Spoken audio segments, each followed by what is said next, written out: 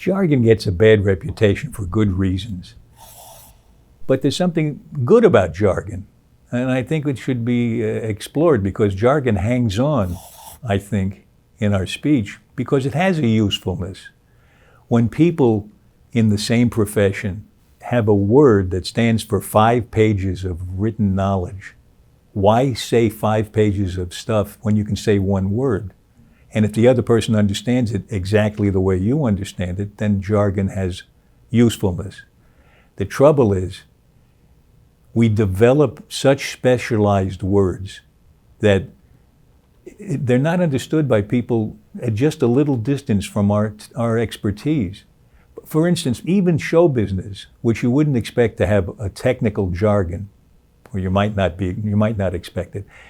Even show business has it. Movie making. Take this gobo and put it on the Century over there and hurry up because this is the martini shot. And while you're at it, bring me a half apple. Well, that's not understood to most people. And it's crystal clear to somebody who's been on a movie set for a while. I guess I have to explain it or people will be writing you letters saying, what does all that mean? A gobo is a thing that blocks out light. A century is a century stand made by the Century Company many decades ago, and their name is on the stand. It's a stand that holds up a light, or a gobo. The martini shot is the last shot of the day before you go home and have a martini.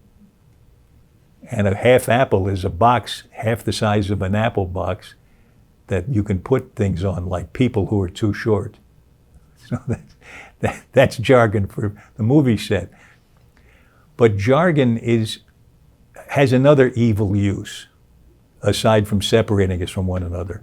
And that is that when we want to use it to make ourselves look really smart. I'm smart, I talk like this. You can't really talk like this, so you're not as smart as me. A lot of us do this unconsciously, and it's not necessary. We get more done if we open ourselves up.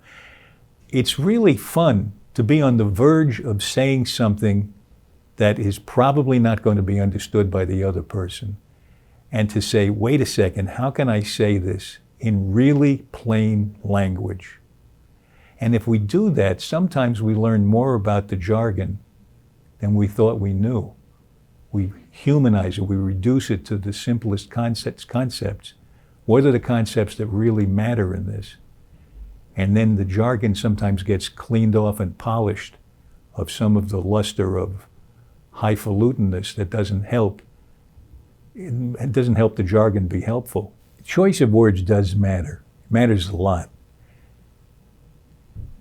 But I think that it's important to remember that if all we do is get the right words in our head and the right order of words, and think that that's going to make all by itself good communication, I think we're missing the boat. Because really effective communication is not just because I have something perfect to say to you. It really occurs when you understand and internalize what I have to say and are able to make it your own, to remember it, and that kind of thing. Here's an interesting example of that. One of our medical students, who we were training to communicate better, was on rounds with a supervising MD. And the doctor who was in charge was talking to a patient, and he had to explain to her that she had incurable cancer and she was going to die. And he was talking to her, and as he was telling her these, all this really hard to take information, she wasn't asking questions. And you could tell by the look on her face, or at least the medical student could tell by the look on her face, that she wasn't understanding it. She was just listening with kind of a blank expression. And the lead doctor said, okay, so I'll talk to you later, or whatever he said, and left. And the young doctor, the medical student, said, do you mind if I stay for a few minutes with her and talk to her? And he was given permission to do that. So now he sat down right opposite her and took her hand in his. And he started to say many of the same things that the other doctor had said, but he didn't use the same words. So the words changed. He didn't say, metastasis. He talked in simpler terms, but he was making contact with her. He was looking in her eyes. He was opening himself up to her as he talked to her. And little by little, she started to cry, and she started to ask questions. And finally, she understood she was going to die. And he helped her through that understanding. He helped her get that understanding because she wasn't protected against this barrage of impersonal communication that the other doctor had been giving her. And what he said to us, what this young doctor said to us, this medical student, was that it brought him back to one of our basic exercises, the mirroring exercise, where he has to mirror the movements of another person. And when that happens well, you get in sync. And he said, I was mirroring her. And then she began to mirror me because she helped me be a better doctor, because she responded with tears to what I was saying, which let me know she really understood me. He was so moved by the experience that he began to cry himself in the experience.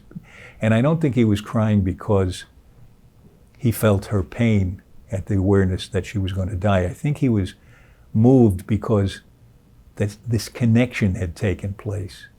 And he realized that the movement he had made during the workshops to be able to make this kind of contact with another person was a profound experience.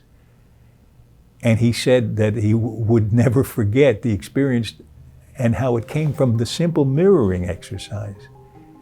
So that was a wonderful experience for us to hear about, because it was a personal way of letting us know that people can be changed by this.